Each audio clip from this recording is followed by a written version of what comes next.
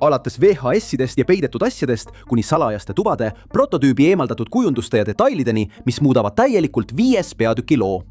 Täna avastame suurimad saladused, mis on peidetud Poppy Playtime'i 5 peatükki.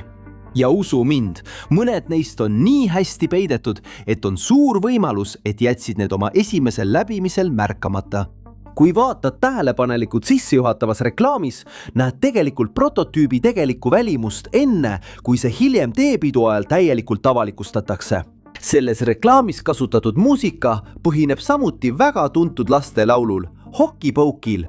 Poppy Playtime'i 5 peatüki treilerid avaldasid mitmeid huvitavaid detaile, kuid mitte kõik, mis neis ilmus, ei jõudnud lõplikku mängu. Üks näide on see Poppy papist väljalõige, mis ilmus reklaammaterjalides, kuid tegelikult ei ilmu see 5 peatükis mitte kusagil. 5 peatüki alguses kohtume taas Hoki Wokiga. Stseenis, mis jätkub otse 4 peatükist, kuid tuba on veidi teistsugune. Sisemus näib olevat kaasaegsem, vähem lagunenud ja isegi seinte värv on täiesti erinev. Nii et kas tuba muutus peatükkide vahel või pole see võib-olla täpselt seesama tuba, mida varem nägime? Hoki Woki jälitamise ajal pole koletis ainus, kes sind võib ehmatada. Kui sa kukud täpselt õigel hetkel Hoki Woki ette, ehmatab ka tema korraks. See on väike detail, kuid see muudab selle kummaliselt tõetruuks. Üks saurimalide variantidest näib olevat kaisukaru ning tänu peatüki ilmumise järel jagatud telgitagustele piltidele saame kinnitada, et see olend oligi inspireeritud kaisukarust. Pärast 4 peatükki kohtume lõpuks Bronniga, kuid tema seisund pole sugugi hea. Tema keha on ühes kohas aheldatud, ta ei saa liikuda ja tema all närivad ning rebivad aurimalid pidevalt tema keha. Ronni elus hoiab moonikeel, ühend, mis võimaldab eksperimendi kehal kontrollimatult taastuda ja kasvada. See võis olla viis, kuidas prototüüp lahendas ressursiprobleemi Playtime Company tehases veedetud 10 aasta jooksul. Samal ajal jätkab Mob Entertainment oma traditsiooni, lastes igas versioonis dinosauruste variantidel kannatada. Kogu Playtime Company's kohtame väga palju numbreid. Enamasti kasutatakse neid koodide ja paroolide jaoks. Aga tundub, et Mob Entertainment hoiab endiselt alles oma harjumust lisada juhuslikke ja lõbusaid detaile, täpselt nagu nad tegid varasemates peatükkides. Väike detail Tšumi kohta on see, et ta ei räägi. Selle asemel suhtleb ta viipekeeles. Ja pärast seda, kui mängija seisab silmitsi prototüübiga, kasutab Tšum viipekeelt, et öelda meile, et meil on probleemid. Aga isegi pärast seda üritab ta ikkagi mängijat rahustada, patsutades teda pealaele. Selle peatüki järgmine suur asukoht on Sweet Street, piirkond, mis on ühendatud Lily Love Race'iga. Lily on tegelane, kes oli juba varasemates peatükkides plaanitud ning ta läbis aja jooksul palju erinevaid kujundusi. Üks Lily varasemaid ja huvitavamaid kontseptsioone näitab teda seismas omaenda juuste peal, mis annab talle palju kõhedama ja üleloomulikuma välimuse. Sweet Streetil oli samuti kunagi täiesti teistsugune kujundus, palju tugevama liminal space'i stiiliga. Kui tead sarju nagu The Backrooms, siis see atmosfäär tundub sulle ilmselt väga tuttav. Ja nüüd, kui me juba rääkisime hiiglastikest koletistest, muutub asi huvitavaks. Räägime mõnest väiksemast detailist. Kui avad kõik uksed ja köögikapid, Lilli köögis võid leida teekannu. Ja see ei ole lihtsalt suvaline ese. Sa saad tõesti teekannu võtta, selle pliidile panna, seda nagu tavalist teekannu keeta ja isegi hiljem tassi teed valada. Pingeline õhkkond. Lily Love Race'i punase tule, rohelise tule mängus pani ilmselt paljud mängijad mõningaid lõbusaid detaile tähelepanuta jätma. Näiteks laulud, mida Lily selles stseenis kasutab, on päris laste laulud, mida paljud juba teavad. Mõned neist lauludest on näiteks Sära, sära täheke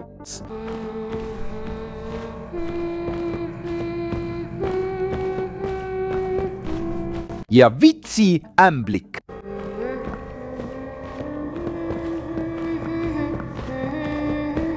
Selles osas kõlavad ka teised meloodiad, sealhulgas versioon Poppy unelaulust. Sama meloodia, mida nii Lily kui ka Poppy selles piirkonnas ümisevad. Ja pole vahet, kui kiiresti sa jooksed, lõpuks oled sa ikkagi sunnitud osa võtma Lily teepidust. Ja see on hetk, mida Poppy Playtime'i fännid on kaua oodanud. Esimest korda näeme lõpuks eksperimendi 1006 tõelist vormi, prototüüpi. Oma lõpliku kuju saavutamiseks läbis prototüüp palju erinevaid kujundusi. Algstaadiumis oli tal keha, mis oli enam-vähem tavalise mänguasja suurune, kuid ta säilitas siiski Jack in the Boxi ehk üllatuskarbi idee.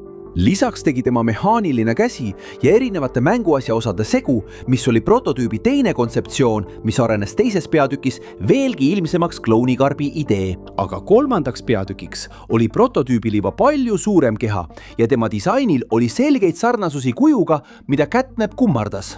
Seejärel näitas 4. peatükk prototüübi uut versiooni, millel oli äärmiselt häiriv kuju.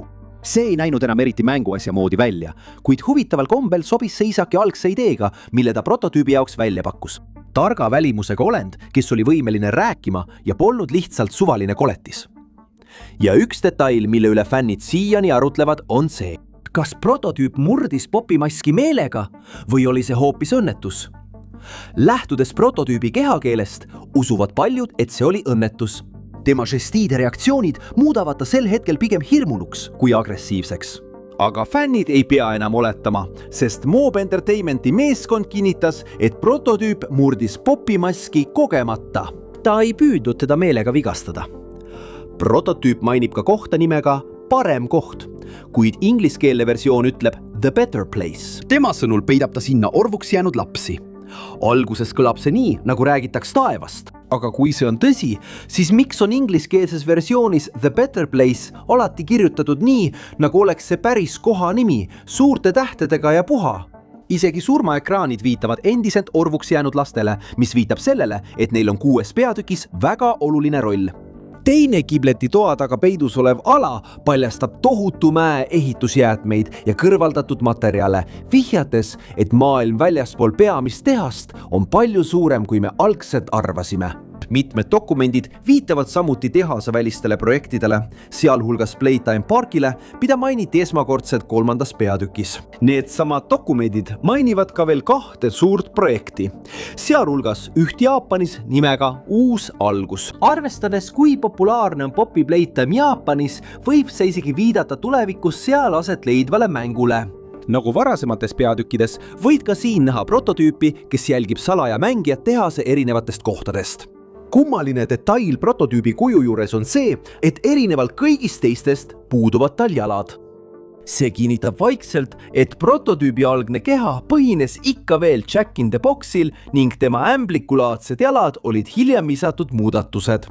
Lõpliku lahingu ajal hakkab prototüüp matkima erinevate tehase mänguasjade hääli ning kui sa tähele paned, märkad, et kõik need on laused, mida oled oma teekonna jooksul juba varem kuulnud. Kui prototüübi surmaekraan mängu lõplikus versioonis ei tundunud sulle piisavalt hirmutav, siis veelgi häirivam versioon eemaldati enne mängu ilmumist. See versioon meenutab väga seda liigutust, mida ta teeb, kui lõikab lili ühe patsidest läbi. Pärast seda, kui prototüüp viskab mängija sellesse kummalisse vedeliku, oleme kuidagi ikka veel elus, hoolimata sellest, et meid on läbi torgatud. Võttes arvesse kõike, mida me 5. peatükis õpime, on väga tõenäoline, et see vedelik on Poppy keel, mis seletaks, kuidas mängija ellu jääb. See teooria muutub veelgi tugevamaks, sest Giblets elektrilöögiga šokeerib mängijat, mis langeb täpselt kokku protseduuriga, mida kirjeldatakse ühes 2. peatüki eksperimendi märkmetes. Lõpuks annab 5. peatükk meile veelgi rohkem tõendeid mängija tõelise identiteedi kohta. Kõigist Playtime Company ellu jäänud töötajatest on Richard Lovitz endiselt tugevaim kandidaat. VHS kassett, mis on peidetud 5. peatükis, lõpetab lõpuks Richard Lewise loo, alates tema esimestest päevadest kergesti ärrituva töötajana, kuni selleni, et temast saab lõpuks üks ettevõtte kõige austatumaid töötajaid. Kuid Bron ei ole ainus tuttav nägu, kes selles peatükis ilmub, sest 5. peatükk tähistab ka Pianosauriuse tagasitulekut. Sinu ülesanne on leida kaardile laiali peidetud mitu skännerit. Kui sul õnnestub need kõik skanneerida, aktiveerub Pianosauriuse salajane sündmus. Tuntud nägude seas 5. peatükis on tagasi ka Sidrunimaal. Saad selle leida, kui lahendad mõistatuse ja sisened salajase ukse kaudu uurimis- ja arenduspiirkonda. Aga see pole veel kõik. Saad Sidruniga tagasi viia. Ainus, mida pead tegema, on leida veel üks peidetud tuba uurimis- ja arenduspiirkonna lähedal. Pane Lemon sinna sisse ja avad 5. peatüki tunnusloo, mille on teinud CG5.